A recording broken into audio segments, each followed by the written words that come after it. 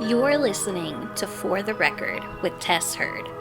I'm Tess Hurd, and this is For the Record.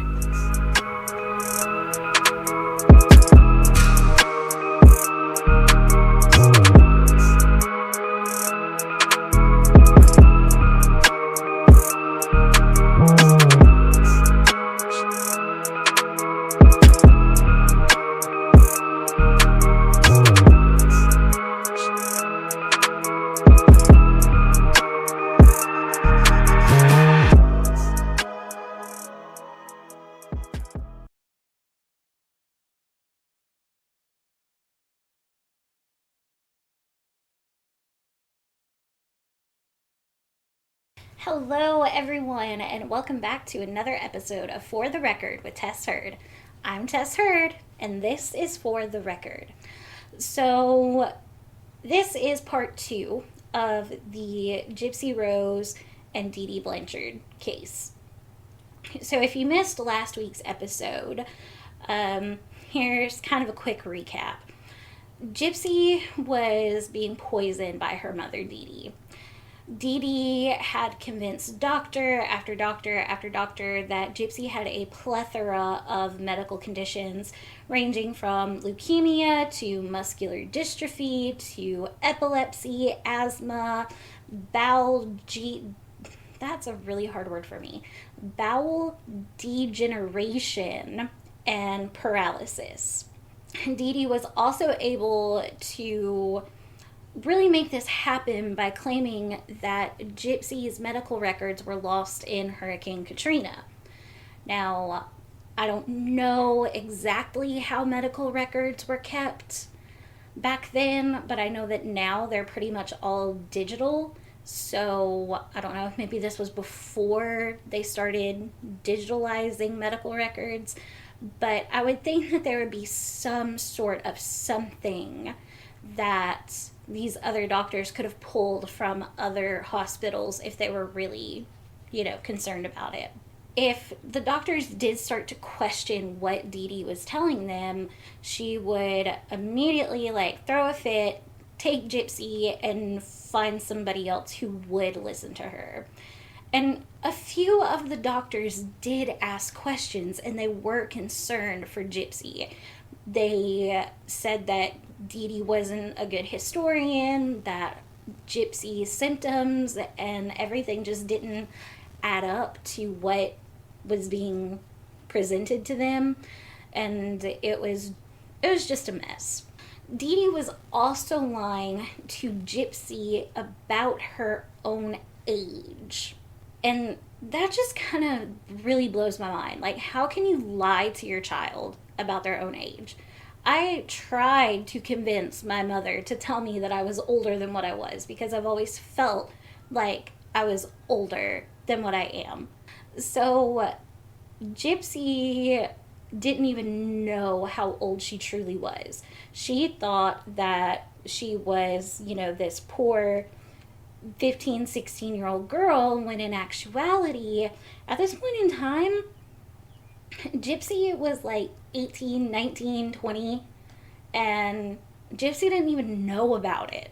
Like I said in last week's episode, I don't know how Gypsy found it, but she did find a copy of her original birth certificate and some sort of insurance card that correlated what her birthday actually was, what her birth year actually was. And so when Gypsy asked Dee Dee about this, Dee Dee told her that it was a misprint for whenever they got new copies after Hurricane Katrina. That's just, I don't even know what to say about that. Furthermore, on Gypsy's 18th birthday, her dad called her to wish her a happy birthday, and Dee Dee told him not to say anything to Gypsy about being 18. She told him that Gypsy really only had the mentality of a 15, 16-year-old, so she wouldn't understand that she was actually 18. Dee Dee was passing Gypsy off as a child when she was actually a legal adult, And we also talked about how when Gypsy finally found out her real age, she ran away. And within hours of being gone, she was in a whole other state, mind you. Within hours, Dee Dee was banging on the door of the house that she was at. It was just, it Gypsy was being tortured in so many ways. You know, not just the medical aspect of it, but she was being lied to. She was being manipulated. She was being told that, you know, she was this little girl whenever she was actually an adult. And whenever Gypsy started to have those feelings of an adult, of wanting to be in a relationship, of wanting to have friends, of wanting to be out on her own and really just be independent, Dee Dee would just shut her down and drug her up. Just, if you really think about how Gypsy was treated and how, well, like, what she had to put up with, it's not right. I'll get to that. I'm getting ahead of myself here. Okay. In the documentary, Mommy, Dead, and Dearest, Gypsy said that Dee Dee would, whenever they were out in public, Dee Dee would hold on to her hand or always have a hand on her. And if Gypsy said something that wasn't on par with their story, then Dee Dee would squeeze her hand or squeeze her shoulder, her elbow, or whatever. And then she would proceed to punish her, either with beating her with a clothes hanger or restraining her to the bed or something of that effect whenever they did get home. So last week we also introduced the third person involved in this story, and that is Nicholas Godejohn. We didn't get very far into his part of the story because I wanted this to kind of be separate from just Gypsy and Dee Dee. I feel like there needed to be a good background of just Gypsy's story before Nick really fully came into the picture. Nick was kind of a loner. He would typically keep to himself and spend a lot of his time in his bedroom playing video games and surfing the internet. And now, I'm not judging anyone for that. Like, if you play video games, good for you. If you spend all your free time on the internet, do you, boo. It's fine. Like, it's fine. But Nick was not a good kind of loner. Like, you have those loners who are introverts. You know, I'm an introvert. I don't like to be around people. I like to be by myself. I like to be secluded. Okay. But then you have the loners who are, like, not right. Does that make sense? He was somewhere around 23 years old whenever he and Gypsy first met on an online dating website. Nick didn't have a job and he didn't go outside of the home much. And like I said, he was a loner. And even according to his mother, Nick was a weird kid. Like, not in a bad way, but just kind of weird. So that's probably why he was surfing the internet on dating websites instead of trying to find an actual girlfriend. Another thing about Nick is that he had autism. And in the Mommy, Dead, and Dearest documentary, you can see the footage of where Nick's mom is talking to police officers and everything. And Nick's mom said that, you know, Nick was autistic and he had Asperger's. Now, I have heard and I have read that Asperger's is no longer a term used. I don't know what is and what isn't when it comes to autism. So don't say that to offend anyone. This is just what Nick's mother said in this interview. So please don't take offense to that. According to Nick and his mother, he was on the spectrum. And according to Nick, he had multiple personalities.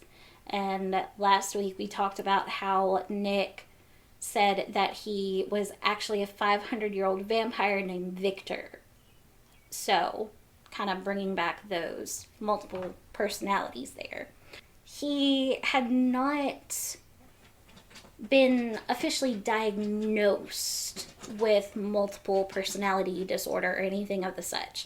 He had just been diagnosed with the autism, being on the autism spectrum. I'm sorry for the noise, that's my dog. He's trying to get up on the couch. When officers asked Nick if he had been diagnosed with multiple personality syndrome, he said no, but he should have been because he used to hear voices in his head. And then they went on to talk about how all of Nick's alter egos and how they played into a part of this case. Nick also had a bit of a record. And I don't quite understand the story, and I couldn't really find much on it, but Nick was reportedly arrested for allegedly watching pornography and fondling himself in a McDonald's for 9 hours. Now, I have several questions about this. Was he in the McDonald's for 9 hours and was doing this the whole time? Or had he been in there for 8 hours and 59 minutes, and then before he decided he was going to leave, he was like, oh, this might be a good idea. Like, yeah. I don't know, and I don't want to know. But I find myself asking the questions anyways, and I don't. So, Nick wasn't an angel by any means. He was also into some kind of weird stuff, such as BDSM and other erotic sexual fantasies, in which he unfortunately introduced Gypsy to. Gypsy had never had a boyfriend before, nor did she have any kind of example in her life of what a healthy relationship was supposed to look like, other than the Disney movies she'd watched growing up. Now, I know everybody dreams about being a pretty princess and marrying the prince and all that jazz, but it's not quite realistic in the terms of an actual relationship, and that's something that I had to learn the hard way. Gypsy's mom, Dee Dee, had told her that her dad, Rod, was a deadbeat drug addict who abandoned them when Gypsy was a baby. And in an interview with Rod, he denied that, stating that he never walked away from Gypsy, that he wanted to be a part of her life, and anytime he tried to be a part of her life, Dee Dee would pull away and take her elsewhere.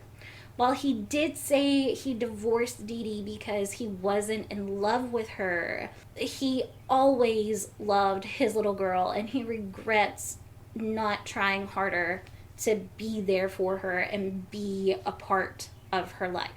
So whenever anyone, family, friends, neighbors, doctors, anyone questioned anything about Gypsy and her health, Dee Dee would just pick up and run. It wasn't until they landed in Springfield that they finally decided to stay put and just convince the world that Gypsy was really as sick as she was. Rod also said that he never once missed a child support payment, which was close to $2,000 a month. But yeah, he was a deadbeat drug addict who abandoned his daughter. Don't get me wrong, I get that there are crappy dads out there. Trust me, I know. But if you're a man who is being kept away from your child by their mother, especially if that child is sick, and you're still paying child support, you're not a deadbeat dad. Sometimes dads get the raw end of the stick, and it really, truly is not fair.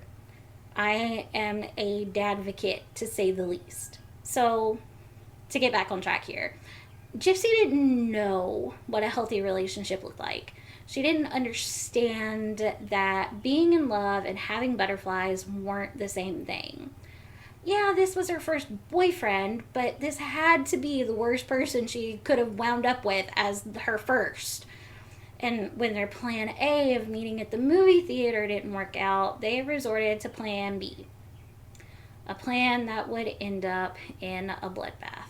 Nick had told Gypsy that he would protect her from anyone, and after being told she was going to have another surgery that Gypsy didn't want, didn't need, and was still going to be forced to have it, Gypsy asked if Nick would kill her mother.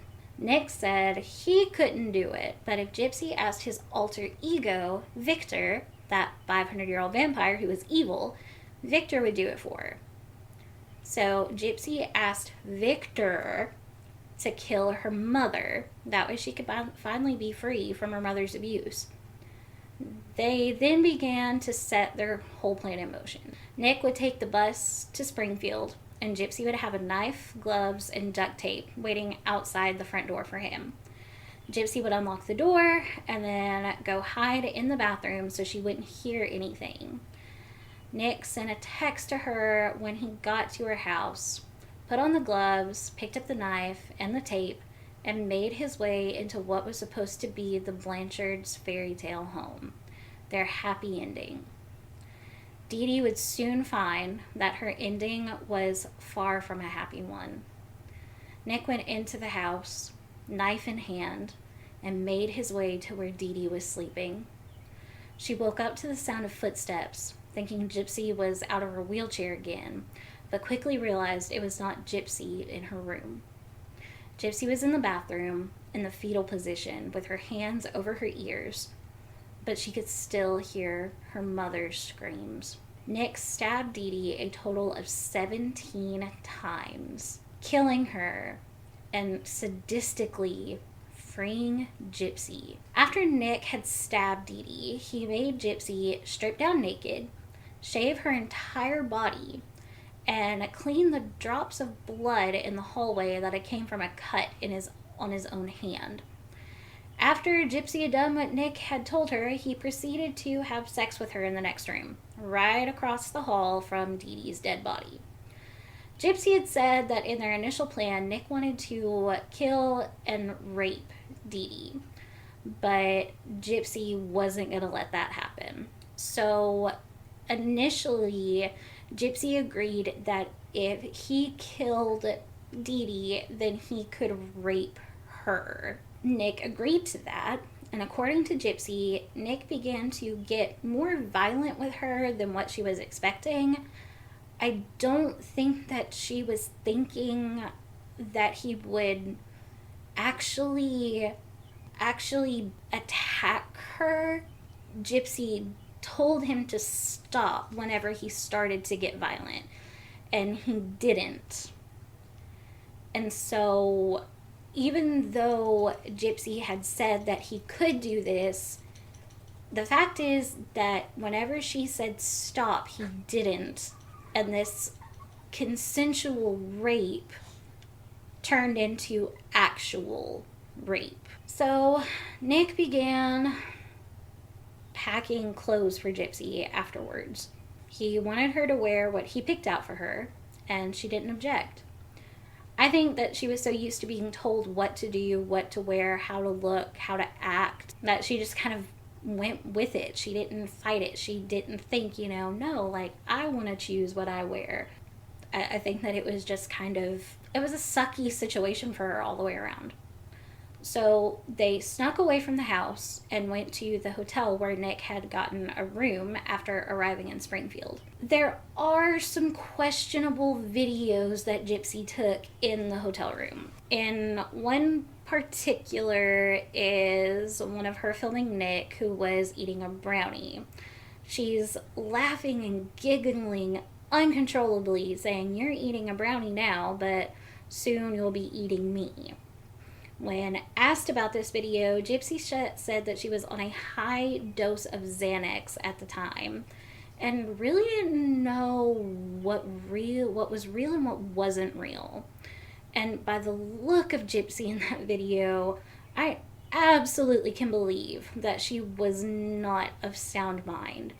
Even if she hadn't taken any pills, she couldn't have possibly have been of sound mind after what had happened.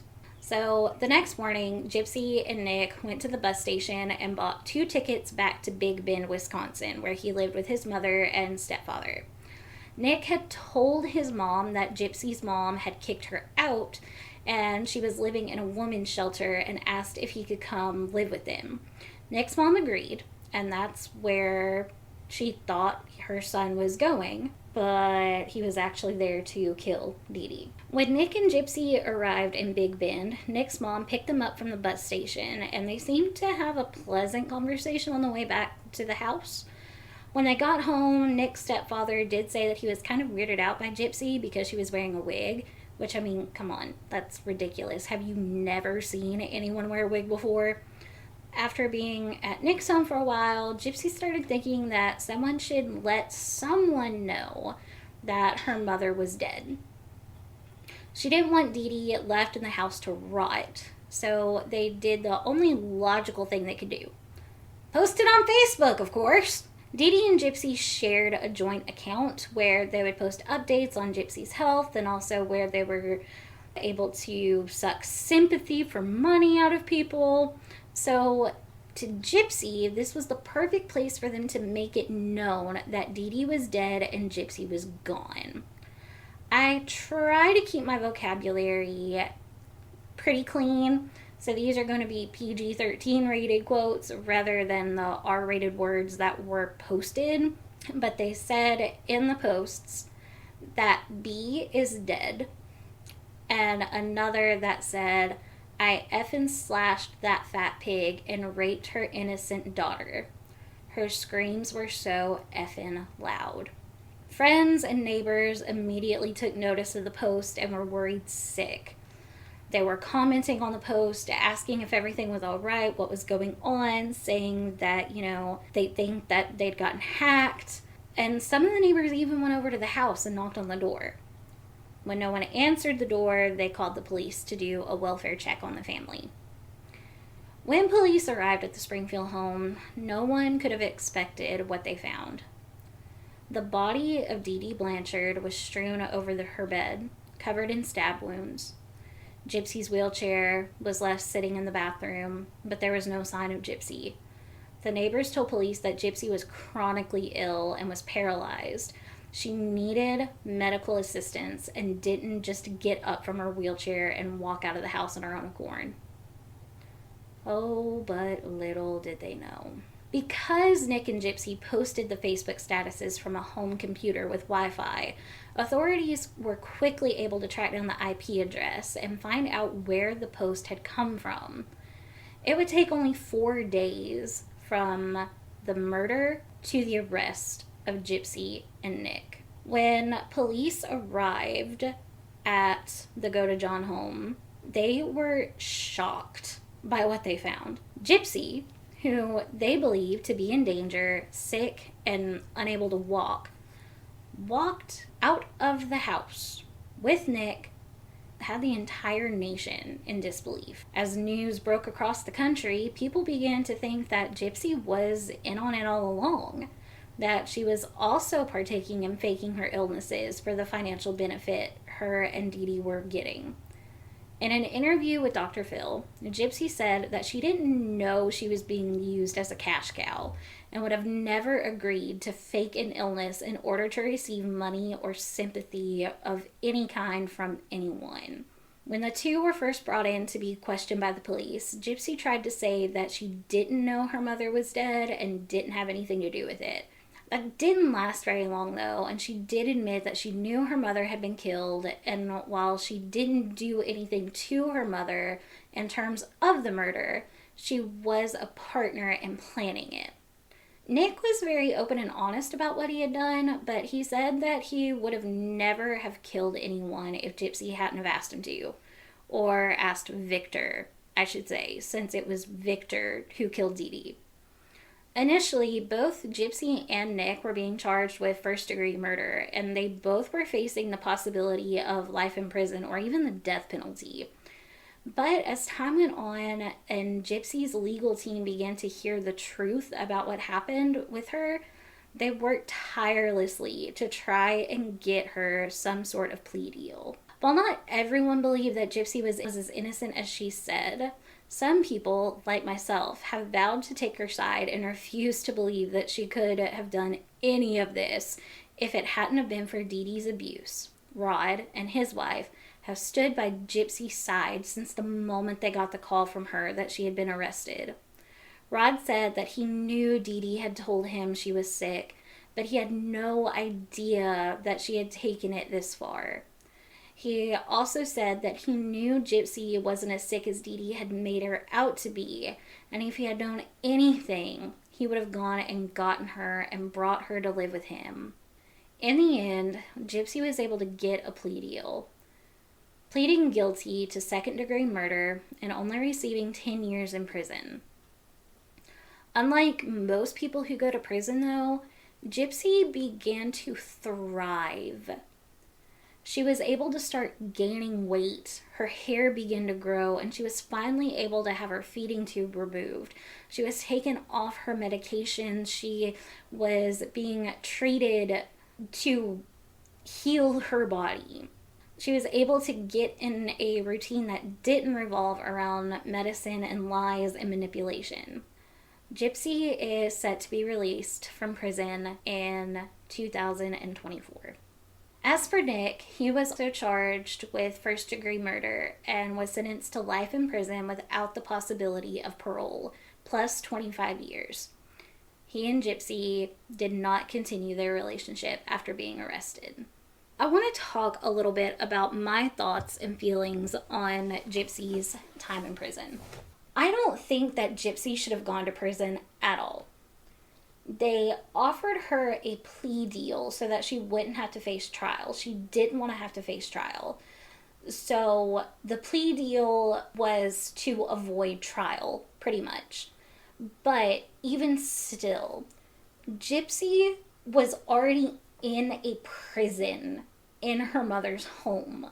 She was a ward of abuse and manipulation. She had been made to be ill by all of these different medications. She had been forced to have surgery after surgery after surgery. She lost her teeth, for goodness sakes, because of the side effect of a medication that Dee Dee had given her that she didn't even need. I do not believe for an instant that in Gypsy's mind that there was another way out. I feel like she did the only thing that she thought she could do. And if she had any kind of ray of hope coming from anywhere else, she would have taken that instead of coming up with this plan. It may have been Gypsy's plan. Okay, if that's the case, okay. Like, she can take accountability for that. I will give her that. She probably did come up with the plan. But she came up with the plan because she didn't have another way to get out. The doctors hadn't helped her. The social workers that came to her house hadn't helped her. Her dad hadn't helped her. If she tried to say anything to friends or neighbors or anything, she would get beaten or strapped down to her bed or overly medicated. And it infuriates me that she got any prison time at all. I don't think that she should have just been walking scot-free on the street. This girl needed help.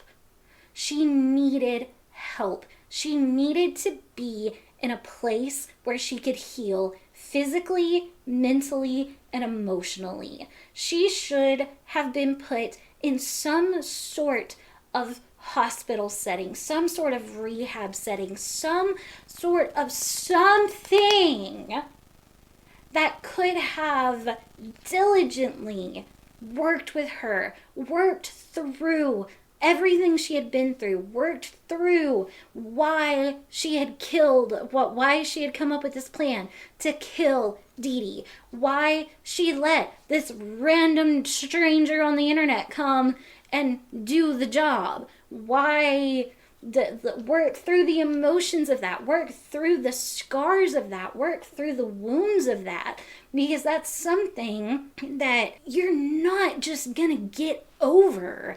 And I'm sure that she's gotten counseling in prison. I'm sure that she has. I know that she has done so well in prison, and that she has gotten so much help, and that she has been able to really turn her life around. And I'm not worried for the sake of her hurting other people whenever she gets out. I'm worried that she's not going to have the resources that she needs when she does get out. I'm worried that whenever she gets out, she's gonna be like a deer in the headlights and not know, because she literally went from Dee Dee's prison to federal prison or whatever it is, and then she's just gonna be released into the real world. Like, she has a good support system. Her dad and her stepmom and her grandparents are like, we got you, girl. Like, we got you. But still, she needs more than prison. She needs the structure of something other than a prison.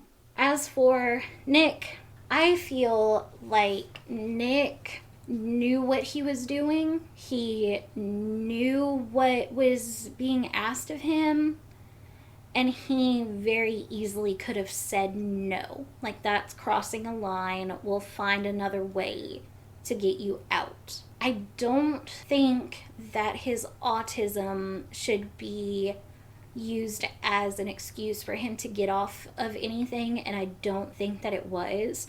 But just like with Letitia Stout and how she was trying to claim that she had, DID, just because you have something doesn't automatically mean that it's going to cause you to do something so horrific. I have anxiety and depression. That doesn't mean that I'm going to go hurt anyone or kill anyone just because I have anxiety and depression. And I don't believe that somebody with multiple personality disorder, autism, or even bipolar, like, just because you have something like that doesn't mean that you're a killer. It doesn't mean that. And I don't know, I kind of think that Nick got what he deserved, and I don't think that he obviously didn't make the right choices, because a person is dead and he's in prison.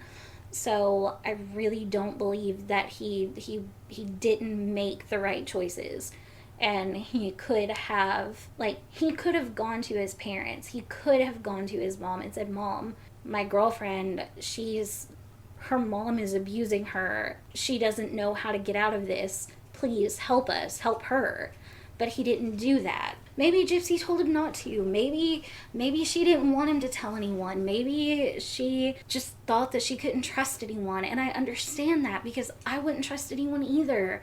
I don't think that I could make myself believe that there were good people out there when I'd been failed by so many.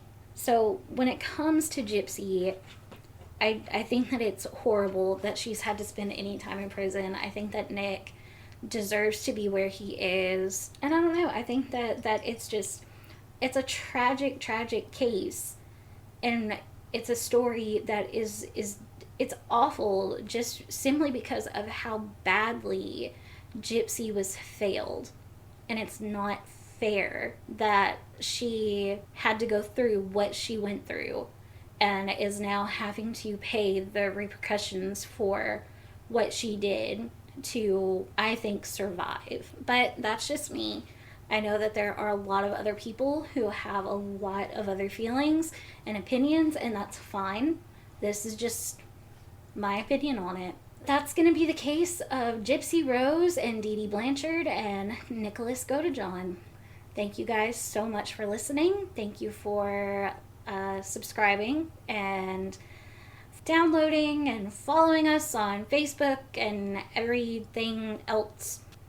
If you haven't subscribed yet, please subscribe. If you aren't following us on any of the platforms, we are on YouTube, Spotify, iTunes, Amazon Music, iHeartRadio, and Google Podcast. So yeah, go ahead and give a 5-star review if you're listening. You know, that really helps your girl out. And I guess I will see you guys next week. Stay safe.